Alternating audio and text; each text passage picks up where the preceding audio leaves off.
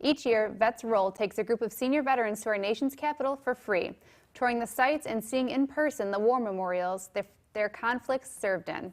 One organization needs to raise money to cover all the costs, and today it held a fundraiser to do just that. Reporter Brett Brooks went to the event, and Brett, vets say this is more than just a free trip. Yeah, it definitely is. Rascals Bar and Grill was full to the roof. So much of the community came out to support this annual trip to Washington, D.C. But for one veteran, Richard Anderberg, he says after not being welcomed home, this trip is closing a chapter for many veterans.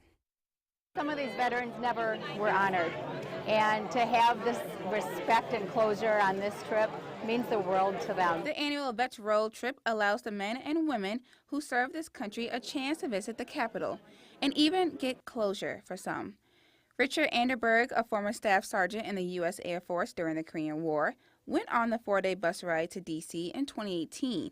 He says many vets don't know how much they need this trip. It's a closing for the veterans is what I would call it, because like you said before, we didn't get any closure when we came home back in those days. Because of the protests on wars back then, many veterans were not honored when they returned home. I see more acceptance of us today than I did before. Yeah, I think that there's more awareness brought out today of the veteran. It really is.